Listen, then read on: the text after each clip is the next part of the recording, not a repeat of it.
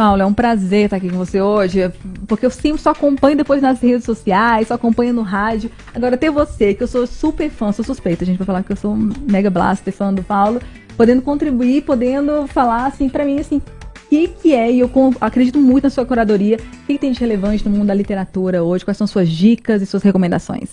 Bárbara, muito obrigado. Eu que estou muito feliz de estar aqui hoje. Quero dizer para você que nos ouve, há exatos 10 anos eu estava na sala de aula de jornalismo na Universidade de Brasília e Bárbara foi minha professora de comunicação e turismo.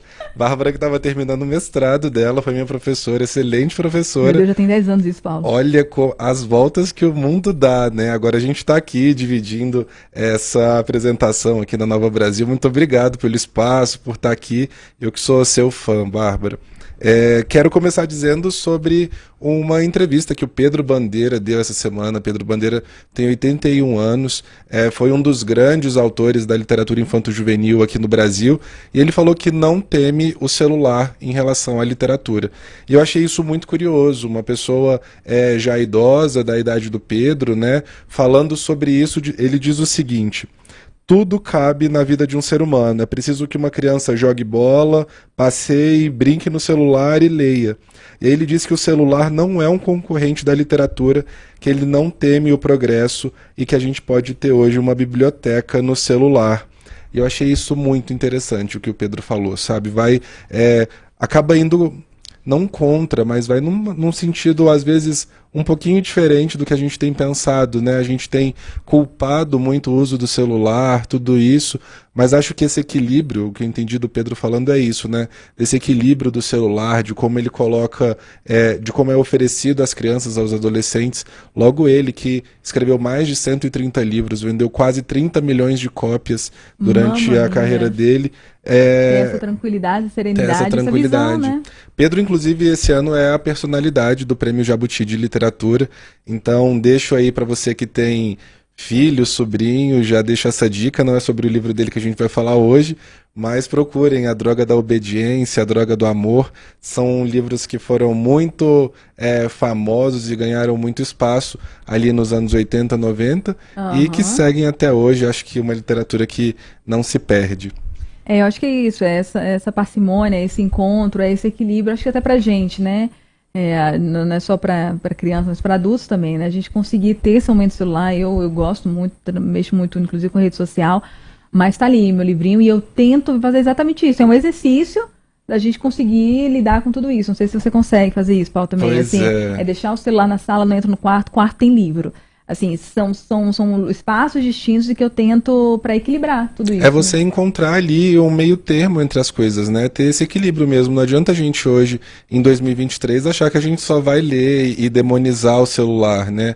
Mas a gente encontrar um caminho ali onde a gente consiga mexer no celular, mexer no Instagram, mas também ler um pouco. E como ele falou, né, às vezes a gente encontra os livros no próprio celular. Eu sei que a tela dificulta, isso da luz é um problema, mas existem os outros dispositivos, o Kindle, vários outros que podem dar uma ajudada nisso, mas às vezes você está ali num voo, você está esperando uma consulta, você está esperando ser atendido em algum lugar e você tem um celular à mão ali, que você consegue ler um livro também rapidinho, ainda que sejam trechos, para que você não perca esse hábito. Sensacional.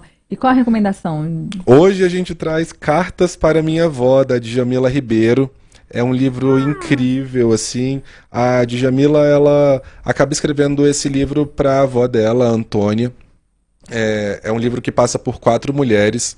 A Antônia, que é a avó dela, a mãe da Djamila, a própria história da Djamila e a da filha dela.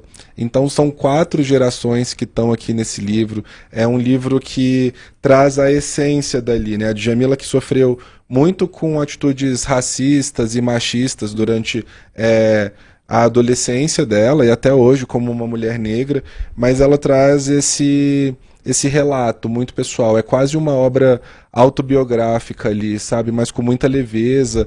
Logo no início do livro tem a avó da Djamila, uma foto dela vestida com uma roupa de onde ela estava no candomblé, e eu acho isso muito interessante. A própria Djamila diz que ela nunca tinha visto a avó dela vestida para uma cerimônia religiosa, e que enquanto ela estava escrevendo esse livro, os tios dela mandaram essa foto para ela, que ela chorou muito durante a escrita do livro, que ela acessou pontos que ela não tinha consciência durante esse processo, e que logo depois ela também se relembrou de tudo isso e conseguiu levar.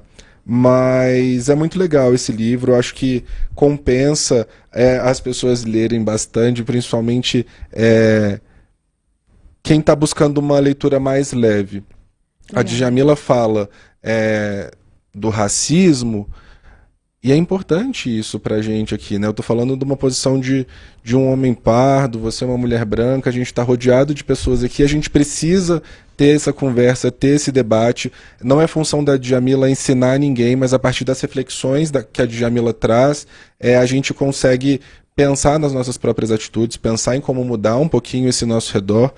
Tem um trecho muito legal, logo no comecinho do livro, ela abre o livro dessa forma. Ela diz o seguinte: Querida avó Antônia, minhas lembranças de você têm gosto de manga verde e doce de abóbora.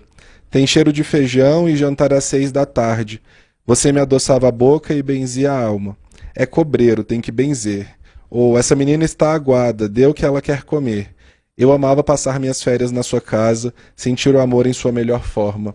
E é muito bonito como a Djamila se abre, ela conta essa história. São muitos trechos bonitos que ela tem entre a avó e a mãe. Ela acaba também falando um pouco do luto, porque ela perde a mãe e o pai nesse processo. A avó também, né? Ela lançou esse livro em 2021. A avó já havia falecido, mas ela conta dessa infância dela entre Santos e Piracicaba. Um trecho que me chama muita atenção é que em Santos ela era a única negra ali do bairro dela, era um bairro de classe média, e que um dia ela estava brincando de boneca com as crianças, e uma menina falou para ela: olha, você não pode ser mãe de nenhuma boneca porque todas as bonecas são brancas. E o pai dela acaba ouvindo aquela história, e no dia seguinte ele chega com uma boneca preta, e aí ela desce, monta a casa dela inteira embaixo do prédio. Então é um livro que mexe muito com a gente, sabe? Traz uma marca muito forte. Tem um outro trecho que eu acho incrível, só pra gente dar essa continuidade, que ela escreve pra avó dela o seguinte: Lá em casa, avó, crescemos entendendo que errar era mais um privilégio de brancos.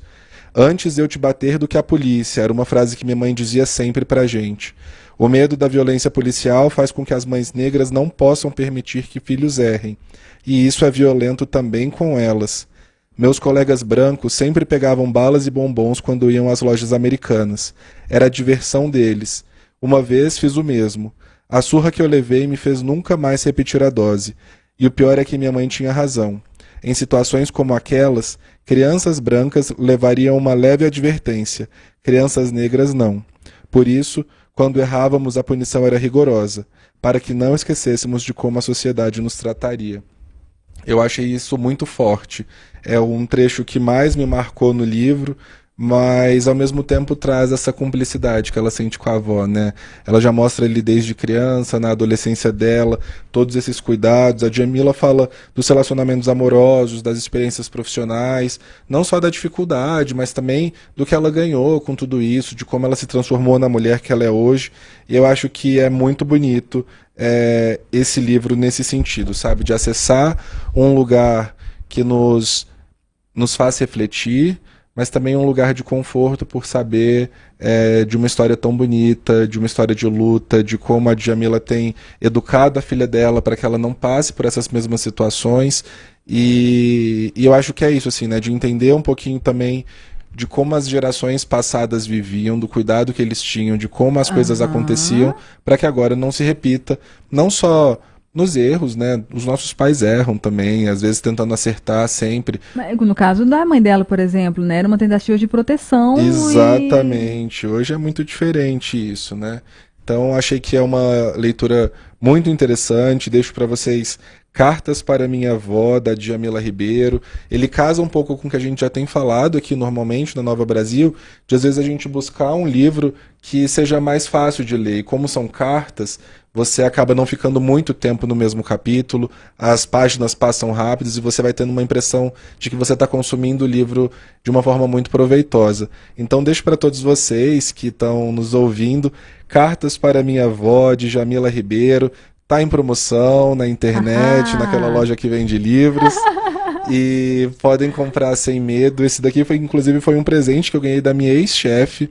E foi incrível, assim. Acho que compensa muito você fazer essa leitura, refletir, dar de presente para as outras pessoas e também deixar ali no seu cantinho. E mexe com muita gente, né? A Djamila eu tive numa palestra dela na Flip. Ah, é muito legal. E é impressionante, assim, todo mundo se derrete, se debulhando de lágrimas, assim, porque mexe com muito das coisas da gente. Mas, obviamente, eu não passei nada, nem um décimo do que ela passou, exatamente por estar nesse lugar de mulher branca, dessas questões de mulheres, tudo bem, mas tem pontos de muita esse negócio de manga verde, doce de abóbora, cobreira é minha avó. Exatamente, é minha avó todinha, a minha total falando, também. Minha vovó todinha fazendo os bolos de formigueiro, os doces de banana e de abóbora, e falando esse negócio de cobreiro, tudo era cobreiro, não sei o que, fazendo as bênçãos, as rezas, as coisas todas. Sim. Esse negócio de estar aguado também, que era minha avó, não, ainda tá aguado.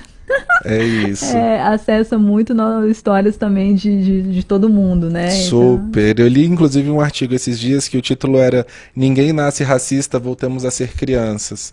E eu acho, e assim, quando eu li esse artigo, me lembrou muito o livro da Djamila, sabe? A gente já trouxe aqui Solitária, da Eliana Alves Cruz, que fala sobre uma empregada doméstica, que fala também sobre a negritude e tudo mais.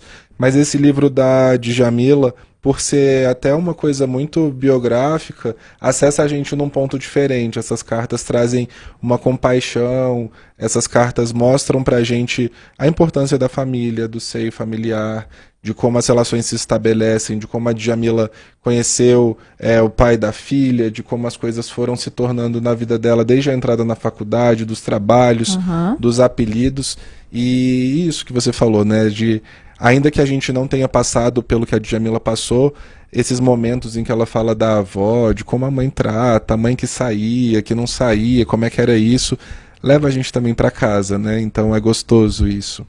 Sensacional. Paulo, muito obrigada pela participação. Bárbara, eu que agradeço, estou aqui à disposição, doido para ir no Mesa para Dois também, que eu adoro, escuto sempre, e é isso. Obrigado. Vai muito...